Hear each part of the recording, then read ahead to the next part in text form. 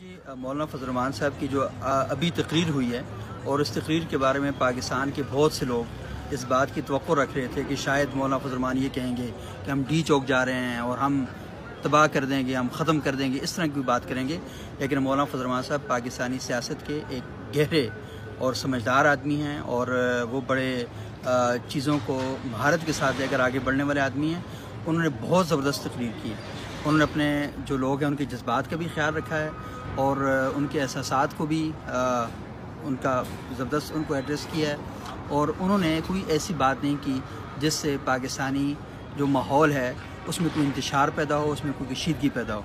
और मौलाना फजल रहमान साहब ने बहुत जो खूबसूरत बातें की हैं, उन्होंने बड़े ज़बरदस्त तरीके से ये कहा है कि पाकिस्तान को यमन नहीं बनने देंगे, हम इसको लीबिया नहीं बनने देंगे, हम इसको अफ़गानिस्तान नहीं बनने देंगे। तो उन्होंने एक ज़िम्मेदार सियासी रहनुमा का रोल प्ले किया।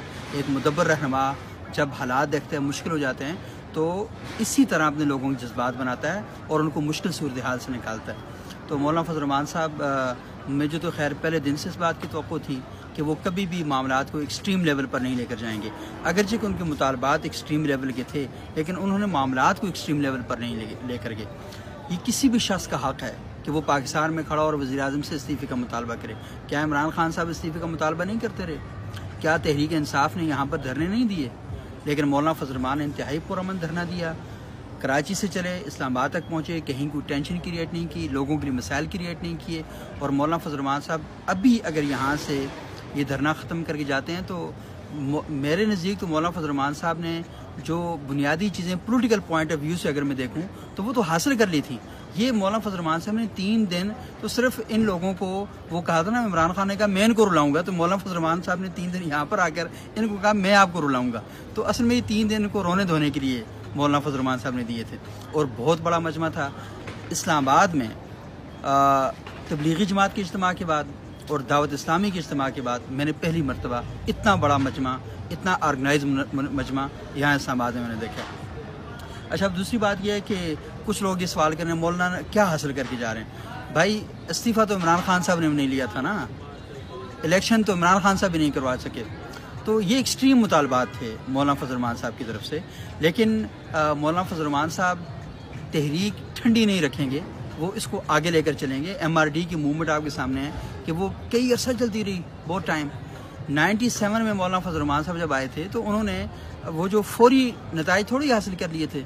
97, 98, 99, 2000, 2001, 2002, 6 साल बाद मौलाना फजल रहमान साहब को इलेक्शन नसीब हुआ और वो इलेक्शन में आए और आपने देखा कि KPK में भी और बलूचिस्तान में भी और मरकज़ में भी उन्हें ठीक ठाक सीटें ली थी और वो 2 सूबे में इक़्तिदार कर रहे थे। तो ओवरऑल अगर देखा जाए तो मौलाना फजल रहमान साहब ने एक कामयाबी हासिल की है।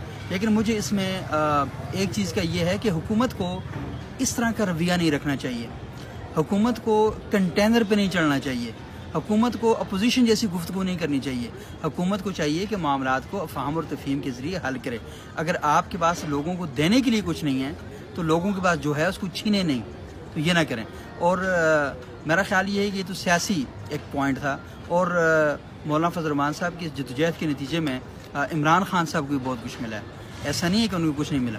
और लेकिन एक चीज़ खान साहब को पेश नज़र रखनी चाहिए कि उनको अपनी माशी पॉलिसियों में बहुत तेज़ी लानी होगी, क्योंकि ये तो मौलाना फजल रहमान साहब सियासी आदमी हैं। ये आए पुरअमन तरीके से आए और वापस चले गए ना।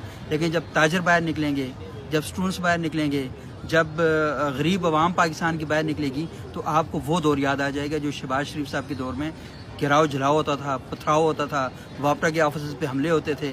अल्लाह ना करे ऐसी कोई सूरत हाल पैदा हो। लेकिन ये ना कि आपको उस एहतजाज से बचना चाहिए। मौलाना फजल रहमान साहब ने आपको फेस सेविंग तो दे दी है, लेकिन शायद जब वो लोग बाहर निकल के आए तो आपको फिर चेहरा छुपाने की जगह नहीं मिलेगी। मौलाना फजल रहमान साहब तो बड़ी टेक्निकली आपके साथ एक गेम खेल के चले गए और आपने भी से कुछ हासिल कर लिया और मौलाना फजल रहमान साहब ने भी हासिल कर लिया, मुत्तहिदा अपोजिशन ने भी हासिल कर लिया। लेकिन शहबाज शरीफ साहब ने क्या काम अदा किया। मैं शहबाज शरीफ साहब की बसीरत को मुझे सलाम पेश करता हूँ, उनकी अज़मत को, उनकी जुर्रत को सलाम पेश करना चाहिए कि उन्होंने जिस तरीके से मौलाना फजल रहमान के साथ ना वारदात डाली है। शहबाज साहब, ये सलाम आपको जाता है।